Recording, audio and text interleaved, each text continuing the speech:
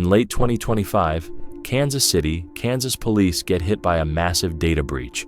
Hackers break into the department's systems and dump everything. And when I say everything, I mean everything. Internal affairs files, officer discipline records, raid plans, HR complaints, over 1 terabyte of data. That data doesn't just disappear into the internet. A transparency group called Distributed Denial of Secrets publishes it so journalists, lawyers, and the public can actually look through it. And once people start digging, one thing becomes very clear. There are a lot of criminal cases that suddenly don't look so solid anymore. The reason is something most people have never heard of before. It's called a Giglio List. Here's what that means in simple terms. If a police officer has a history of lying, abusing people, or doing things that make them unreliable, prosecutors are legally required to tell the defense about that. Because if a cop lies once, a jury deserves to know that before trusting their testimony. So police departments quietly keep lists of officers who can't be trusted on the stand. In Kansas City, that list exists, and until the hack, the public never saw it. When the files are released, people find out the list has 62 names on it. 62 current and former officers whose credibility is so damaged that just putting them on the witness stand could blow up a case. And the reasons they're on the list aren't small. The leaked records show officers investigated for lying in reports, excessive force, domestic violence, and false arrests. These aren't rumors or accusations from the internet. These are internal investigations the department already knew about. One name that immediately gets attention is Jeff Gardner. Gardner works in a unit called SCORE, which focuses on so-called high crime areas. He's been around for years. Other officers describe him as someone who knows exactly how to push limits without getting caught. Back in 2011, there's an FBI sting called Operation Sticky Fingers. The goal is to catch officers stealing cash and electronics during raids. Several cops are caught on camera. They're charged federally. Gardner isn't charged. Why not? According to fellow officers, it's not because he didn't steal. It's because there was no video of him doing it. Officers say he smashed TVS during raids, pocketed valuables, and openly bragged about getting away with it. At one point, Gardner reportedly tells other cops, "You can't catch me unless you catch me on video." Think about that for a second. A police officer openly saying that.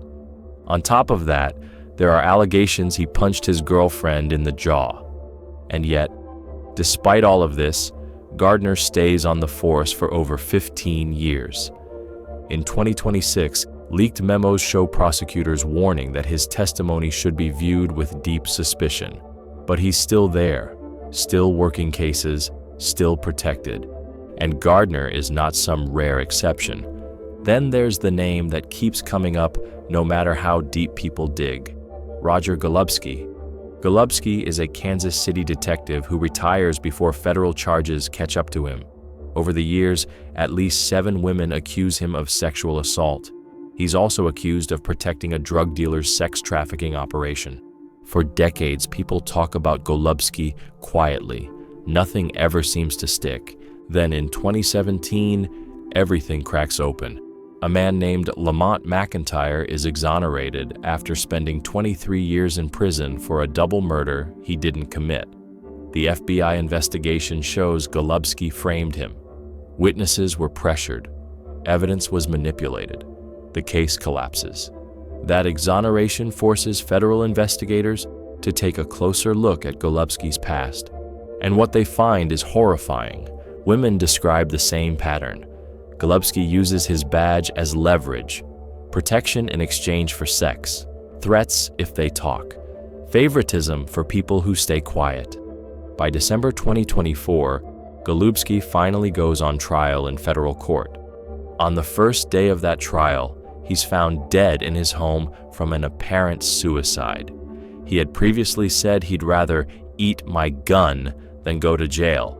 A lot of people think that's the end of the story, but then the hacked files come out, and they show something most people never knew. Golubski was added to the Giglio List decades earlier, all the way back in 1978. It was tied to the death of a man named Kenneth Borg. That alone should have ended his career. Instead, Golubski is promoted. He eventually becomes captain of the homicide unit. His internal file quietly leaves out years of later allegations. So now the question becomes unavoidable. How does someone like that not only stay on the force, but climb the ranks? This is where whistleblowers start speaking up.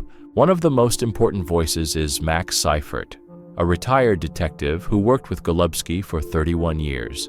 Seifert later sues the local government, saying he was retaliated against for speaking out about a police beating of a motorist. Seifert says the Giglio List was never about protecting the public. It was about protecting the department.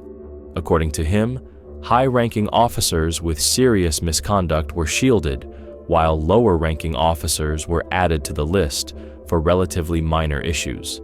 The list became political, and the hacked files back this up. They show officers like Greg Dorset being fired for misleading investigators, then later being reinstated. Others, like Stephen Hallmark, are dismissed for improper searches and later pop up in senior roles elsewhere. So by the time 2026 arrives, defense attorneys are paying very close attention, because here's the legal reality. If an officer on the Giglio List testified in a case and the defense was never told about their credibility issues, that conviction is now shaky. Judges can declare mistrials, appeals can overturn verdicts. This has already happened in other cities. Chicago went through it with an officer named Ronald Watts. Dozens of convictions fell apart once his misconduct came to light. Now, people are asking the same thing in Wyandotte County. How many people are in prison right now because juries trusted officers who shouldn't have been trusted?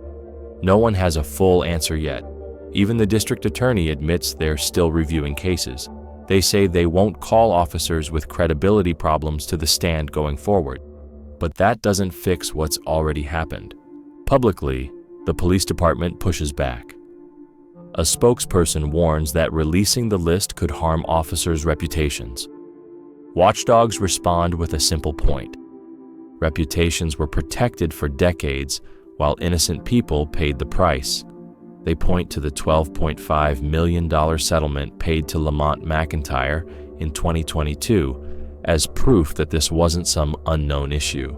By 2026, between the hack, the leaked files, and whistleblower testimony, Kansas City is forced to reopen investigations it never wanted to revisit. What do you think of this situation? Comment your thoughts below, and don't forget to like and subscribe while you're there.